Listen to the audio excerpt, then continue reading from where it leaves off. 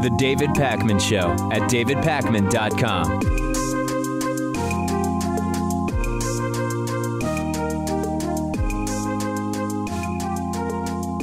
Well, we had quite a little surprise yesterday from the FBI and FBI Director James Comey, who decided to release 15-year-old documents related to former President Bill Clinton just, a week before his wife, Bill Clinton's wife, that is, stands for election in the presidential election of the United States. And the original critique of James Comey was, that original press conference where he said there were not going to be charges against Hillary Clinton, that probably didn't make sense. The FBI regularly does investigations that don't lead to charges. Why was there any press conference at all? And then there was criticism when more recently FBI Director James Comey wrote a letter saying, we've uncovered some more emails based on an investigation into Anthony Weiner's computer, and now we're going to see whether there's any relationship there to Hillary Clinton, classified emails, etc. He was slammed for that, saying, again, why even make that statement? We're not going to know anything about it before Tuesday's election. Just wait and let us know if your investigation turns anything up. And now the FBI has released 129 pages of documents related to an investigation closed with no charges in 2005 into President Bill Clinton's pardon of Mark Rich. Now, to jog your memory, Mark Rich had been married to a wealthy Democratic donor and was the subject of a whole bunch of publicity and press and this pardon and so much more.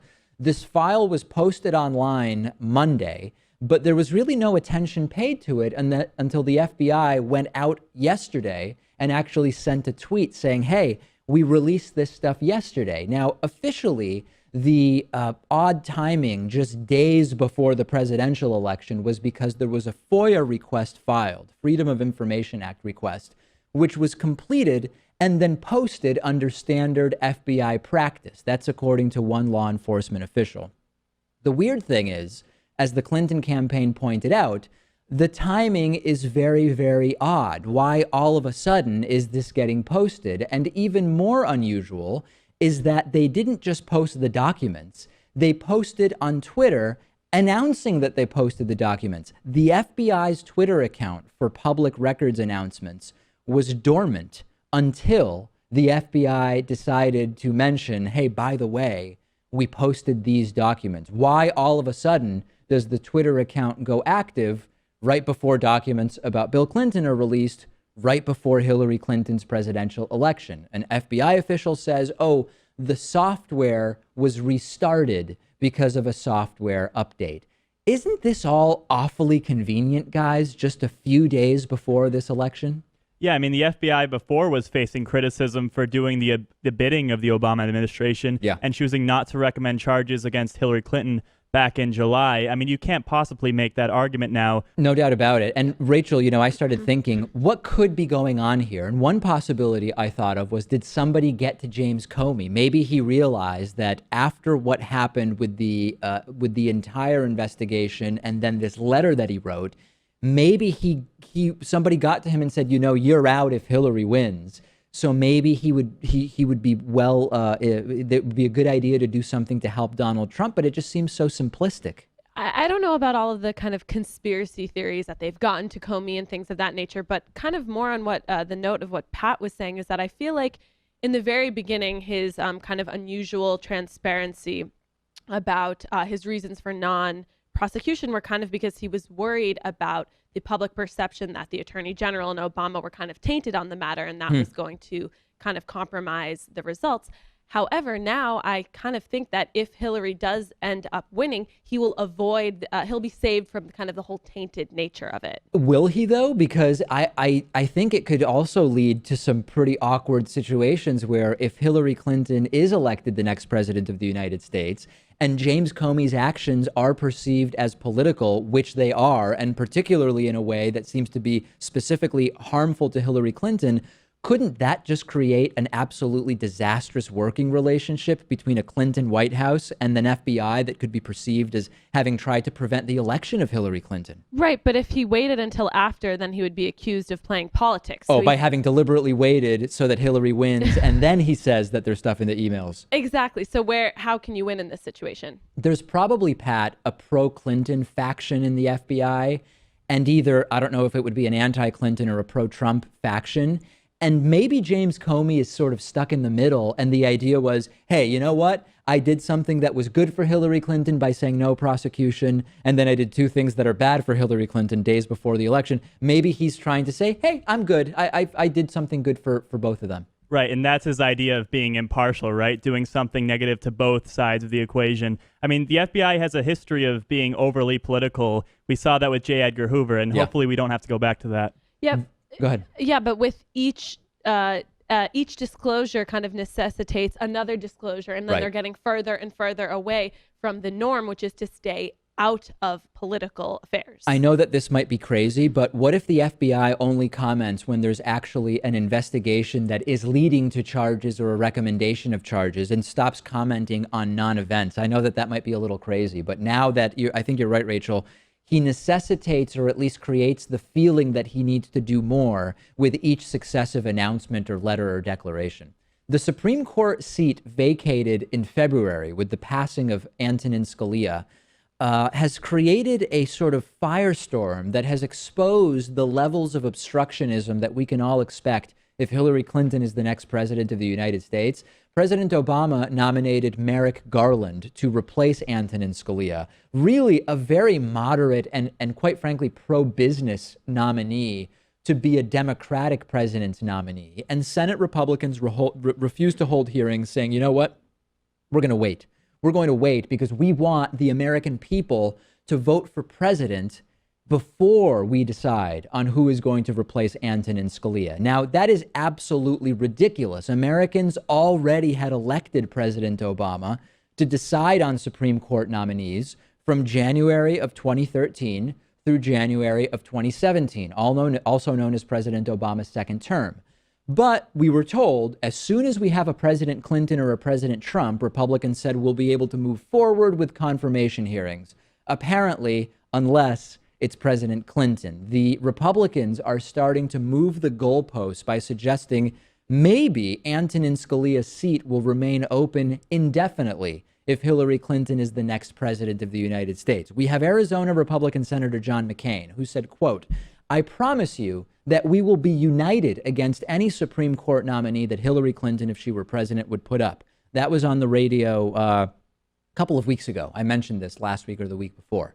We then had Texas Republican Senator Ted Cruz telling reporters that there was a, quote, long historical precedent for having a court with fewer than 9 justices. And most recently, North Carolina Republican Senator Richard Burr told a private gathering of Republicans in North Carolina that, quote, if Hillary becomes president, I'm going to do everything I can do to make sure that 4 years from now, we're still going to have an opening on the Supreme Court. This really would be completely unprecedented. The longest Supreme Court vacancy on record is 841 days. That's about 2 years and 3 months. And you have to go back nearly 200 years to 1844 for an example. Maybe we misunderstood, guys. Maybe it was our fault when the Republicans said last spring that the vacancy should be filled by the next president. I guess what they meant is the vacancy should be filled by the next Republican president. And that's why the hope was that Hillary Clinton would win in a landslide. That way she'd have this whole mandate, and really that's kind of getting undermined now. Yeah, no doubt about it. Well, yeah, I mean, the Republicans are worried about, okay, you're increasing the amount of money for higher education and her restrictions on Second Amendments and fracking and overturning Citizens United. But the issue, none of which she'll do. But the issue here is that the whole point of federal law is to have uniformity, and these kind of partisan efforts to rig membership are kind of threatening the whole issue of it. Not to mention the entire point of the Supreme Court having 9, an odd number of justices, is to avoid 4-4 ties, which now mathematically can happen at any point. I actually heard someone say, Pat, a couple of weeks ago, that the president should be forced to replace justices with other justices that are similar ideologically. Have you ever heard of something more absurd? That basically means the Supreme Court can never change, because any Supreme Court justice that is conservative, that retires or dies or resigns, needs to be replaced with someone ideologically similar. You're basically eliminating the whole point of having a president pick somebody, which is that they might have a different political view. Right, of course, that's not the process at all. We know what the process is based on the Constitution. The president appoints and the Senate advises and consents. Yeah, but there's so many Republicans who literally only want Donald Trump to be elected so that they can rig the membership of the Supreme Court and get across their agenda. What proves to me that this is not about Merrick Garland or whoever in particular is nominated is that Republican Senator Orrin Hatch once said, Obama could easily nominate Merrick Garland, who is a fine man, and talked about how great it would be if President Obama nominated someone like Merrick Garland. President Obama then went and nominated not someone like Merrick Garland, but Merrick Garland himself. And all of a sudden, he's not good enough for people like Orrin Hatch. This is about President Obama and Democrats, isn't it? I mean, I don't know if I necessarily agree with that, because I feel like by trying to kind of rig the membership, shouldn't it be less than about Obama if they just want to put across their own Republicans' agenda? Well, but I think that's exactly the point, which is if they said Garland would be acceptable, but then when it's Obama that nominates him, he's no longer acceptable. It can't be about agenda, because Merrick Garland nominated by a Republican or by a Democrat is still Merrick Garland, isn't he? Right, but if it was a Republican president who nominated him, do you think it would have been accepted? Of course, I mean, if we believe Orrin Hatch, I guess, yeah. Well, I think it has to do with the fact that a lot of these senators will have to face re-election, and they don't want to go to their constituency and say they put up a nominee put forward by President Obama. That is horribly pathetic. I mean, you're probably right, and that is an angle, which always an angle when you're in the Senate or House is, how much money can I raise based on what I do here, and will I get reelected? But it's horrifying that is probably true. Disturbing. We'll continue following it. Maybe someday we'll get back to 9 justices on the Supreme Court. Might be nice. Did Donald Trump ever really want to be president? My theory for a while has been that Donald Trump sort of overestimated the intelligence of Republican primary voters. He thought, I'll run and it'll be publicity, but these people aren't actually going to select me as their nominee because I don't know anything, and clearly I have no business being president of the United States. But he ended up winning the primary and realized I can't just back out now. That would be really bad. So what really is going on in Donald Trump's head right now, just days before this election? Well, Gabriel Sherman, who has done some great reporting, was given access by Trump campaign manager Kellyanne Conway to the Trump campaign during recent days. There's a fascinating article in New York Magazine, which I would encourage you to read in total. But the most shocking part of it is a portion where Kellyanne Conway explains that Trump is totally indifferent about whether he wins or not. And Kellyanne actually had to explain to Trump, listen, you have to try to win because people are working for you. People have donated to you. The Republican Party has elected you. You can't just bail. And she actually said to Gabriel Sherman that she got really mad at Trump because he revealed that he's essentially indifferent to the election results. I'll put a quote up for you from this article where Kellyanne Conway says, he said, I think we'll win, and if not, that's okay too. And I said, it's not okay. You can't say that. Your dry cleaning bill is like the annual salaries of the people who came to your rallies, and they believe in you. And this isn't even that new, because in August, even Trump himself told CNBC, if at the end of 90 days I've fallen short, it's okay. I go back to a very good way of life. At the end, it's either going to work or I'm going to, I'm going to have a very nice long vacation. And Kellyanne Conway told Gabriel Sherman that she had to confront Trump and say, you can't talk about a really nice long vacation because you don't care if you win. This is in a way the opposite of Mitt Romney in his final days, where we saw through that documentary Mitt, which is on Netflix and is fantastic. He wanted it. And he really thought he was going to win. And with Trump, it seems like he kind of realizes the odds are not in his favor. And he seems absolutely and totally neutral about whether, hey, I'll be the next president of the U.S. or I won't. It's kind of all the same to me. And I don't think he expected to do so well from the beginning. I think it just kind of caught on. And maybe he didn't want to do the work at first, but then he realized, well, I can give out the responsibilities to Mike Pence and other people, and I can just kind of be like a figurehead president. Yeah. Yeah, but first of all, she's a great motivational speaker. I think she should probably transition to doing that for a living. But I think there's a few things here. I think one of the reasons maybe he's saying, oh, I don't care if I win or not, I'll just take a vacation, is he's not in politics. I feel like if you have a stake in politics, then you will definitely kind of have a different opinion about the outcome and maybe care more if you lose or win. And another thing that I just was thinking about is I'm wondering if this is kind of confirming the Michael Moore conspiracy theory about this is just he wanted a higher negotiating power because he was upset with his NBC deal. I'm wondering if this is true. Well, I think what Trump is realizing one way or the other is that the president has lots of power and Donald Trump is very hungry for power.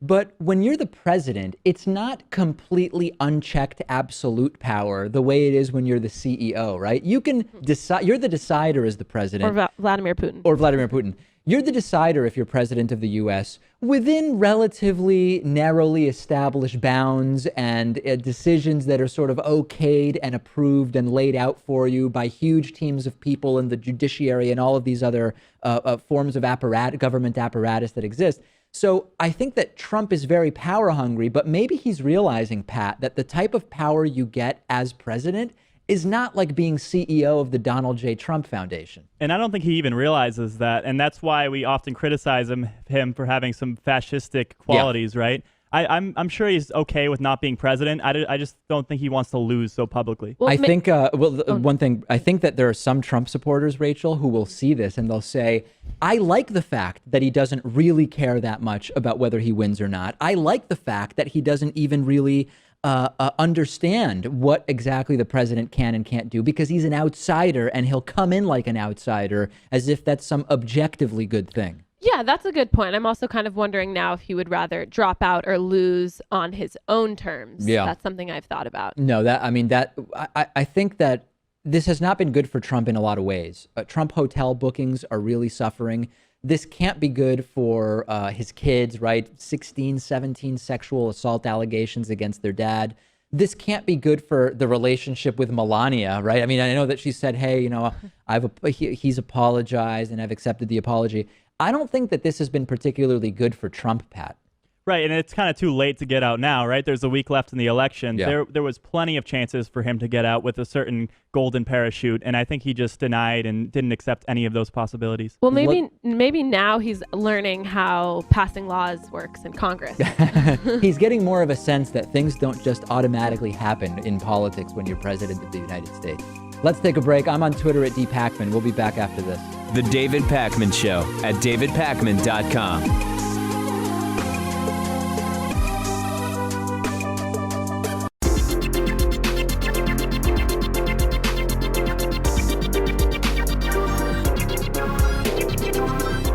The David Pakman Show at davidpakman.com. Today's new member of the day is Alice Thompson. Alice, thank you so much for being a member. Members are the #1 funding source for the show, and I would encourage you to sign up at davidpakman.com/membership. And of course, the 2017 Hatriot Mail, not Hatriot Mail this year, coloring book, comic book themed calendar is available at davidpakman.com/calendar17. These are doing well. First 2 days, we've got about 25 that have been sold. The goal is 350 this year. Last year, we sold 201 calendars. The goal this year, 350, and you can get the calendar for free with your membership at davidpakman.com/membership. All right, it's sort of a unique day for Hatriot Mail, and I'll explain why in a second. Brace yourselves for the only information that can successfully penetrate a tinfoil hat. Hatriot Mail. Written by patriots who hate David Pakman. Because America. And because freedom. So because time is limited before the election and after the election of next Tuesday, the election-related Hatriot Mails are basically going to be obsolete and irrelevant. I have a double dose for you, okay? I think you're going to like this. 2 election-related Hatriot Mails this week. Let's listen to the first one.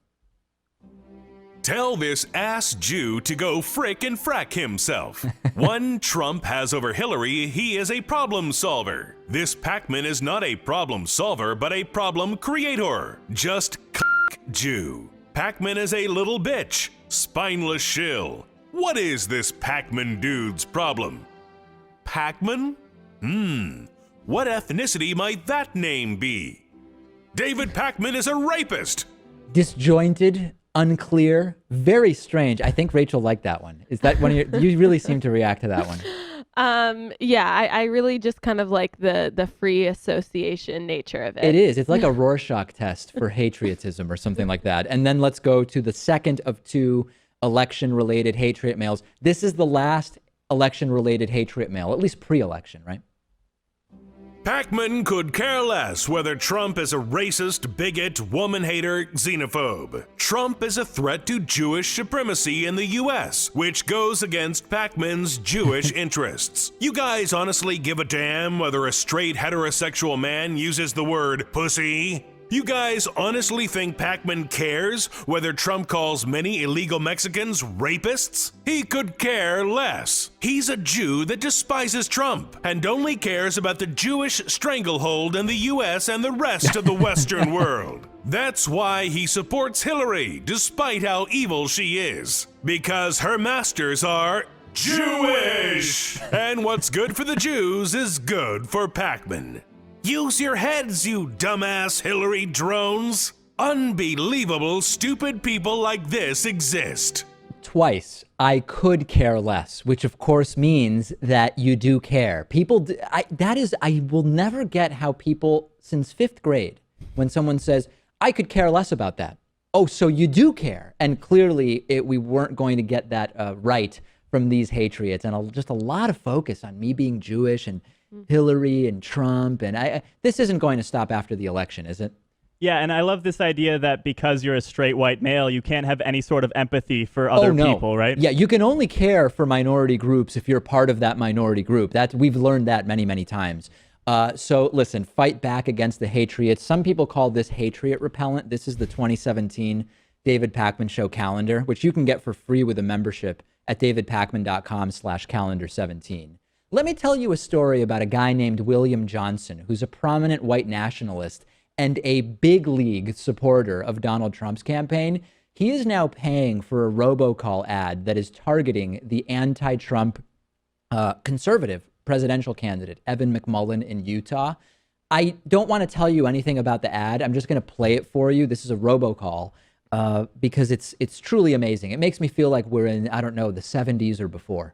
Hello, my name is William Johnson. I'm a farmer and a white nationalist. I make this call against Evan McMullin and in support of Donald Trump. Yeah. Evan McMullin is an open borders amnesty supporter. Evan has 2 mommies.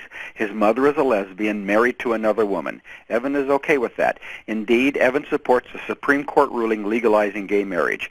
Evan is over 40 years old and is not married and doesn't even have a girlfriend. I believe Evan is a closet homosexual. Don't vote for Evan McMullin. Vote for Donald Trump. He will respect all women and be a president we can all be proud of. Yeah. I paid for this ad for the American National Super PAC. Guys, Evan McMullin doesn't even have a girlfriend, and his moms are lesbians, and he's gay, so vote for Trump. Now, Johnson was asked, well, what evidence do you have for these claims by the Daily Beast? And he said, well, Wikipedia mentions the story about Evan McMullin's mom, and if you Google him, there's a lot of other people who think he's gay also.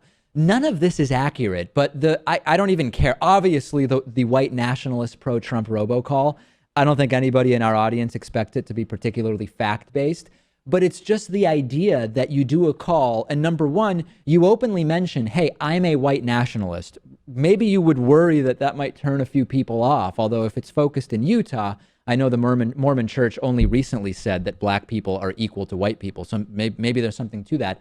But the whole don't vote for him because he's gay thing, does that appeal to anybody anymore? I know there are homophobes, but I don't know. Very few people. And it's funny how this kind of puts you in a box where you have to say, oh, he's not gay. And yeah, his mom's remarried to a lesbian woman, but he doesn't agree with that. I mean, there's nothing wrong with any of that, right? This is too nuts even for the Trump campaign, because they said, oh, we don't want anything to do with this. We didn't coordinate this. We reject the support of white supremacist William Johnson. When the Trump campaign says, it's actually a little much for us, you know this guy's over the top. Right, kind of like when Al-Qaeda was like, we're kind of scared of ISIS. But but yeah, I don't know. I do feel like the homophobic angle definitely appeals to a lot of people. Even do you think in Utah in particular, or just nationally? I think nationally, maybe even Utah.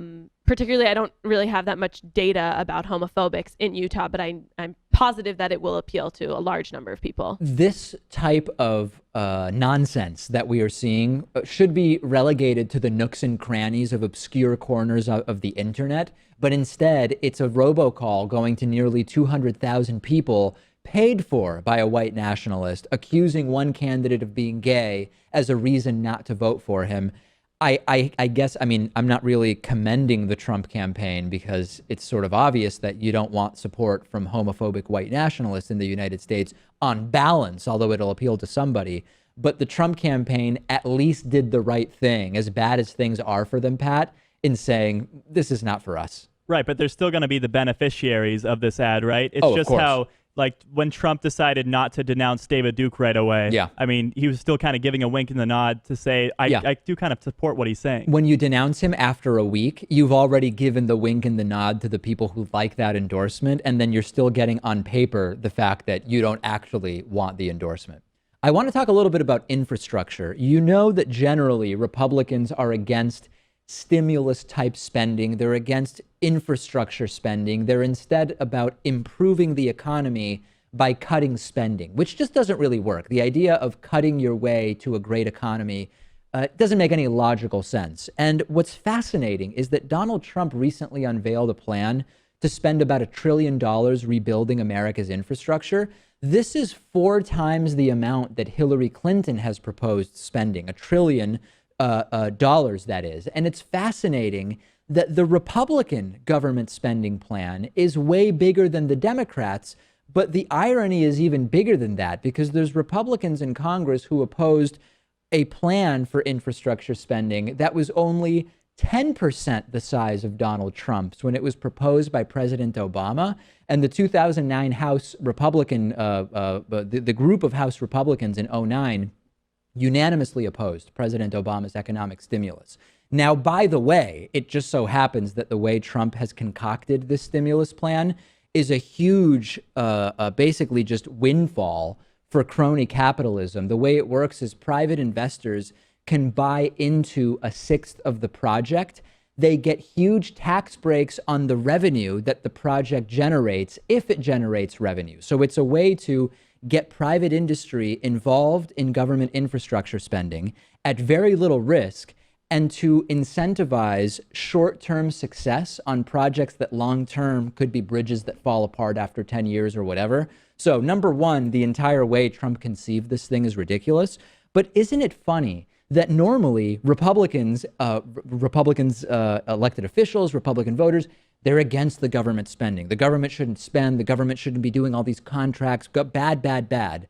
And we happen to have a Republican nominee who wants to spend 4 times as much as Hillary Clinton on infrastructure. And there are a few Republicans who are like, it's not really conservative. But by and large, if a Republican proposes it, all of a sudden it seems that government spending is fine. The Republicans are arguing, okay, well, the projects are actually now going to be selected with less political interference, and we're going to have more money for costlier and riskier projects. The big picture, even though Trump wants to spend more money than Hillary Clinton on infrastructure, is that Trump's economic platform is still based around privatization of government functions, right? A total private free market health insurance system, allow contractors to buy into that government infrastructure spending in a way that is hugely beneficial to them without guaranteeing the benefits to the American taxpayer. That actually is in line with what Republicans and the Republican Party have been pushing for a while. The difference is the way in which Trump is saying the infrastructure is crumbling and the government needs to spend a ton of money. The optics of that are not exactly what it is that Republicans usually do. And you know, this is the direction of this is, listen, air is a very valuable commodity and it's increasingly scarce. So why is it more and more scarce? oh, because of the polluting done by big corporations due to not enough regulations. But forget about that. We're going to actually make access to clean air a free market thing. If you want to pay for clean air, then you'll get it. And if you don't, well, if you're really, really poor, maybe the government will help you get some clean air. But otherwise, if people really want clean air, they've got to pull themselves up by their bootstraps, and they can buy the clean air. With what money, I have no idea. That's more or less what's happening in China. And it's also happening if you look at a lot of these plastic factories in Texas. Poor people can't afford to live anywhere other than downwind from the pollution generated by these plastic factories. It causes cancer, and Republicans are basically okay with that. You can buy clean air if you can afford it. All right, let's take a break. Back with plenty more after this. The David Pakman Show at davidpakman.com.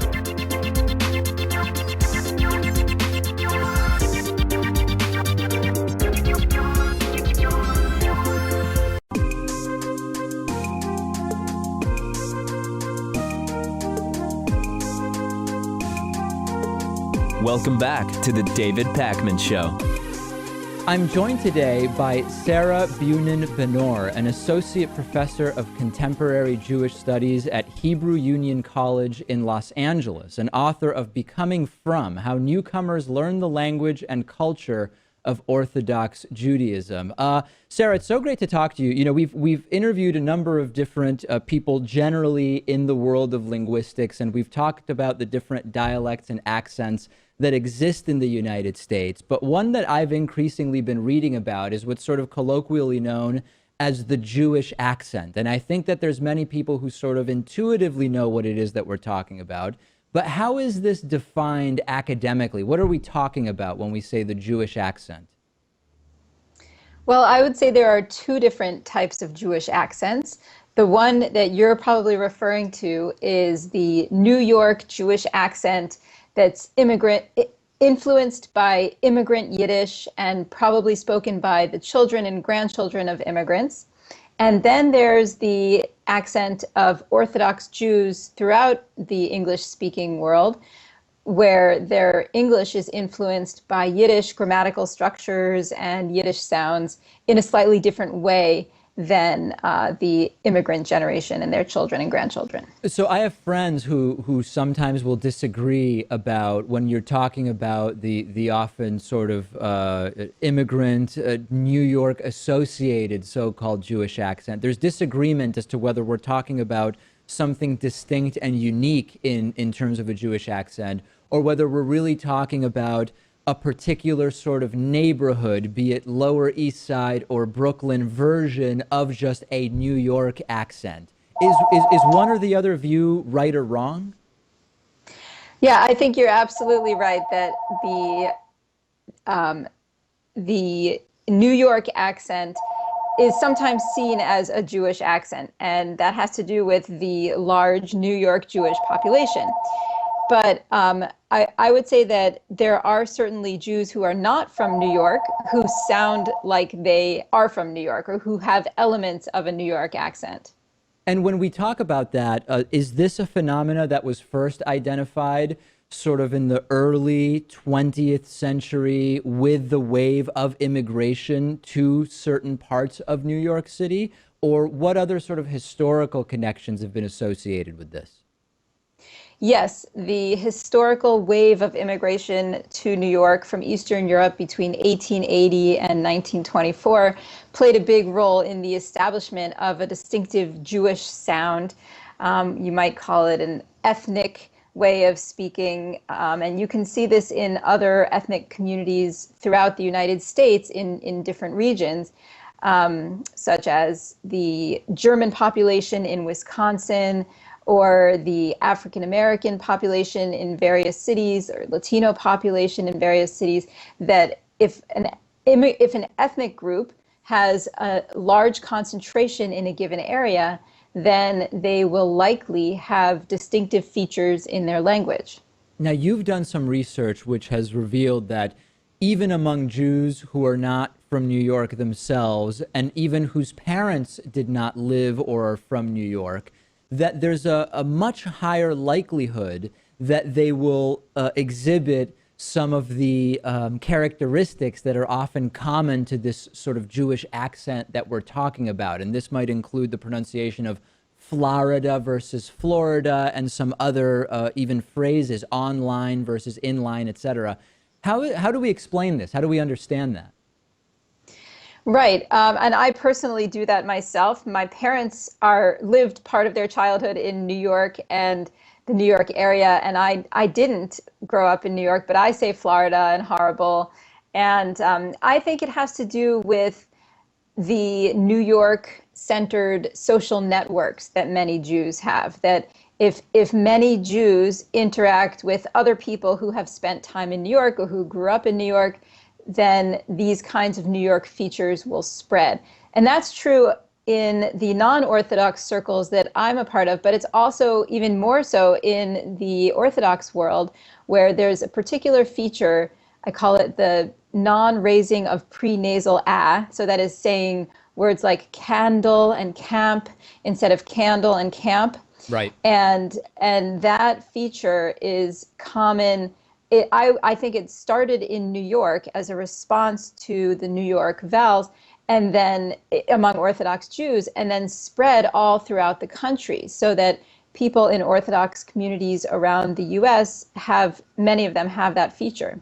I've sort of anecdotally observed during my time living in New York City up until about a year ago, and also now living in Boston, both cities that have particular accents that are often portrayed in media, etc., that increasingly there seems to be a sort of class element to, particularly with younger people who are hearing more English in media and sort of non-localized English accents, that it seems as though many of these accents are becoming less common, particularly outside of lower middle class individuals. Are my anecdotal observations accurate in your mind, or maybe not?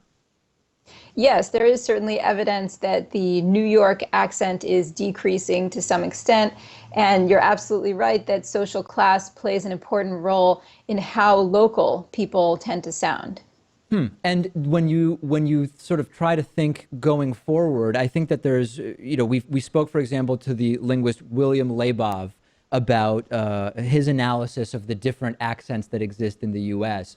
What can we say more generally about, I mean, it seems to me we can't necessarily say that all of these accents are going to be decreasing over time, maybe depending on how isolated certain communities are. I mean, we know that the Appalachian way of speaking maybe is going to persist more strongly because it's maybe a more isolated community than maybe your average New Yorker. I don't know. I mean, is there some trend that we can observe?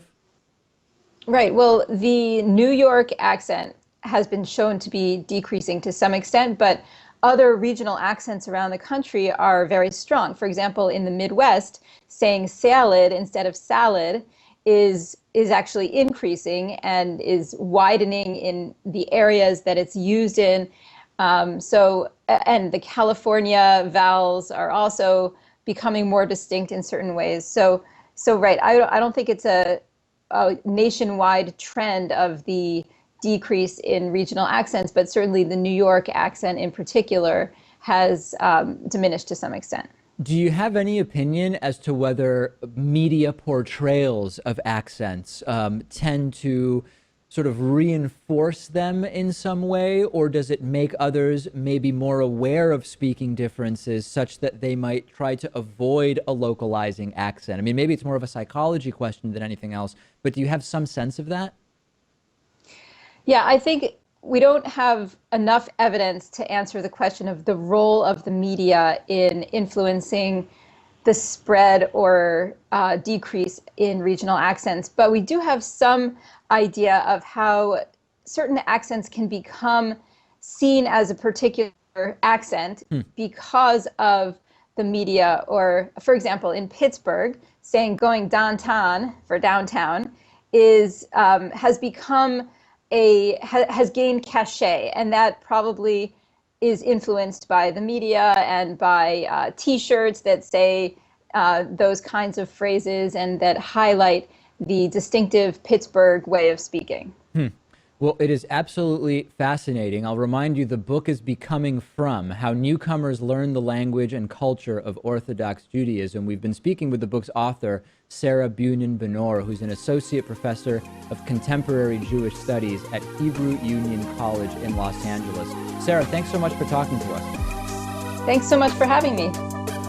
The David Pakman Show at davidpakman.com.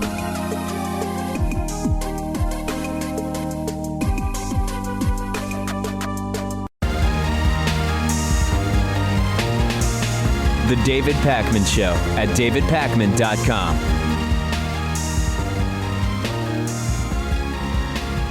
Earlier this week, we discussed the acquittal of the entire clan involved in that Oregon militia occupation. And we also talked about the aggressive and violent tactics that have been used against Dakota Access Pipeline protesters. I do have some of what I would consider good news. I mean, it's sad that this is even necessary, but it is, and it is good news.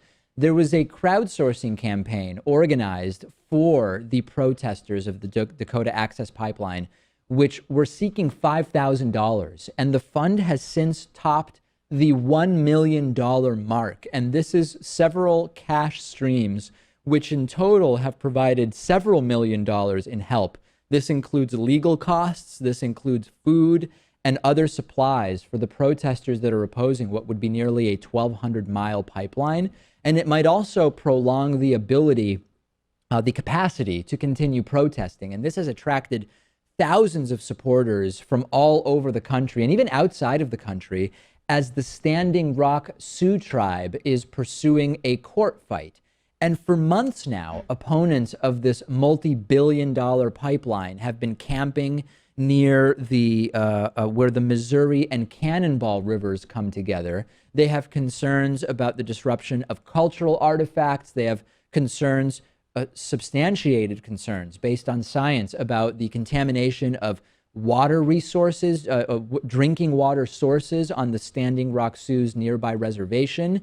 This is really a disaster, and we need to give as much publicity to this as possible. Food is being purchased for the protesters with the money that has been donated. When you go out looking for $5,000 and you raise over $1 million, this tells you that you have buy-in, at least from a portion of people around the world and people in the U.S. And no doubt a legal defense fund will also be necessary here. Hundreds of arrests, et cetera, et cetera. There are many exceptions, but by and large, when we look at the criminal justice system in the United States and the law enforcement apparatus of the United States, it's pro-corporate. We've talked many times about, on balance, a majority of court decisions, when you strip it down to, is this a pro-individual decision, or is this a pro-establishment, pro-status quo, or pro-corporate decision? On balance, courts and our entire system, our system of policing, it is all pro-corporate in the United States. And you could argue that this is because corporations are just more often right. You know, corporations are better informed, they have lawyers, and by definition, corporations are going to be in entanglements which more likely they are going to win because they are on the right side of. I don't believe there is any evidence to suggest that that is truly the case. And when we look at what's going on with the Dakota Access Pipeline, and we look at what we know about the science of these pipelines and spills and fracking and everything else that's going on, I remain very concerned that ultimately it's not going to end well for protesters. I'm glad they raised this money, but I do have concerns that this is just not going to end well and the pipeline is going to happen and that's going to be it. Yeah, I mean, just kind of going along the corporate angle that you brought up, have we talked at all about Donald Trump's role in this? Not in particular, no. Okay, because I hate to bring him up in a non-Trump story because it's kind of refreshing to not talk about him for a moment. But it's just interesting because he has investments in Energy Transfers Partners, and the CEO has donated to his campaign. Did not know that. And another interesting fact here is that the CEO of this company also donated to Greg Abbott during 2014. So I'm just starting to kind of think about how Donald Trump doesn't really have a good handle or grasp on energy in general, yet he's really close to all these fossil fuel tycoons, and that worries me. Yeah, I mean, if you weren't already concerned enough that a Donald Trump presidency is not necessarily going to be a win for alternative energy and reducing our dependence on dirty fossil fuels, et cetera, the connections that Rachel is pointing out would certainly make me more concerned. And the thing that's most frustrating to me is when I read about, well, what are the pros of this pipeline? And one of them is, well, we would be less dependent on foreign oil. Yeah, to some degree that's true, but we would still be dependent on oil, the price of which doesn't exist in a vacuum in the United States. It is impacted by political decisions around the world. It is impacted by supply decisions and disruptions in countries in the Middle East and around the world. And I just don't buy, Pat, when the pro-pipeline people say, hey, it'll just be better for us because we'll get off of foreign oil. It's sort of ignoring that we could be off of fossil fuels altogether if we made a commitment to doing that. And this issue really hasn't been too much up to the public to debate, too, because the media is largely ignoring it. Oh, yeah. So it's impressive that this group was able to raise $5,000 or $1 million, far past their goal of $5,000. Yeah. We've seen these sort of crowdfunding campaigns just take off, and this is one of them. I will mention that sometimes when a crowdfunding campaign raises way more money than they intended to, there isn't always a use for that money. And sometimes money ends up being squandered, but it does seem here like the financial resources will actually be put to good use. I want to talk about a story I did yesterday where I told you about students at the University of California, Berkeley, had a day of protest to demand the creation of additional safe spaces for transgender and not white students. And during the protest, I told you yesterday that there was a sort of human chain formed, which was used to prevent white and some Asian students from getting to class, but they would interrupt the human chain to allow Black and Hispanic students to get to class. There has been a sort of counter narrative to this now, which argues that it wasn't actually that white students were being blocked and non-white students were being allowed. The position is that everybody was being blocked from getting to class except for students with disabilities. But the reason that it looked like the chain was interrupted for the non-white students is because the non-white students were actually joining the chain, the human chain, as opposed to just trying to get through it and go to class. Let me give you a quote from a recent article that was published about this, and we'll take a look at what it says. Many news outlets reported that activists who were part of the protest refused passage to white students attempting to pass through Sather Gate, but did not prevent minority students from crossing. Javier said this claim is false. Quote, the students of color were actually trying to join the line in support. People just didn't know what they were looking at. We turned away everyone who came, no matter what race or ethnicity they were, except for people with disabilities. According to campus spokesperson Adam Ratliff, campus representatives have examined the situation and spoken with eyewitnesses, including police officers, and determined that race did not play a role in the protesters' interactions with people who attempted to pass through.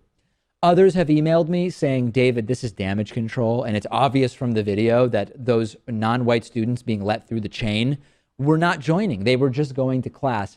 I sort of think it's not the most relevant thing. You know, yesterday when we talked about this, Rachel, I pointed out that it's sort of ironic to use a sort of race-based discrimination to protest race-based discrimination. But I think the bigger picture is to discuss what is this protest meant to achieve? And number two, is this approach likely to bring about the change that protesters want? And I think that's really the key question where I know not everybody in the audience agrees with me on this. I don't see this type of protest achieving anything, particularly when 75% of the incoming freshman class last year at UC Berkeley was already not white. Right. I mean, I never really understood those type of tactics in terms of kind of community protests. It's kind of like if you're using violence against violence. I don't ever think that really works. But it's interesting because at Brandeis, this was after I graduated, and it was inspired by everything that was going on at University of Missouri with the hashtag concerned students. A bunch of students at Brandeis ended up taking up the office of the interim president, Lisa Lynch, and they had this whole list of demands because of the lack of racial diversity, saying that they wanted to increase the amount of Black faculty to 10%, and they wanted to have a curriculum that was more focused on racial diversity, and they also wanted to have diversity workshops. And I think that type of protest, which ended up actually being pretty successful, I don't know what type of changes have been implemented, but I heard that there had been a lot of positive feedback after they had taken place. That seemed more effective because it was organized. They had a list of demands as opposed to kind of staging something to make a statement. Not to mention that they were protesting someone who had the power to make changes and in the administration, as opposed to inconveniencing the students who were probably there, stressed out about exams, debt-ridden because of how expensive college is at this point. Did you have any experiences at Suffolk, Pat, with any of this type of stuff? This sort of thing probably couldn't happen at Suffolk University because the campus is more spread out, it's more urban, so you can't really block people off from entering to class. Yeah. But I mean, these students are paying so much money, you'd think they could just protest somewhere else and still get their message across. Yeah, and I think more effectively if you're actually protesting in a way that it specifically is noticeable to or conspicuous to those who are in the administration rather than all students. I've said it before. I said it about Black Lives Matter at the Dartmouth Library where students were quietly trying to study for midterms or finals. I just would look at it from a pragmatic point of view, and I just don't think this is going to achieve what anybody wants it to achieve, if there is even something unified that is sought. But what about the protests we recently talked about? I think it was abortion, and it was in Iceland or Poland. Poland. Yeah. So what about that? That seemed like it was, I don't know, not largely disorganized, but it seemed to be more along the lines of making a statement, and that ended up being successful. In and of itself, though, it doesn't actually appear. In other words, the legislation had already been suspended at the time that the protests had started. And I'm not a protest don't work guy. I'm just talking about, let's be really specific and deliberate in terms of what it is that we're protesting, who we're protesting, and how we're doing it. Good point. I think that in this particular case, though, the targets were not the right people. No time for voicemail today. On the bonus show, we will talk about Americans spending more on healthcare for their pets. We will also talk about replacing security guards with a very particular type of technology and much more. DavidPakman.com/membership. That is how you sign up for the bonus show.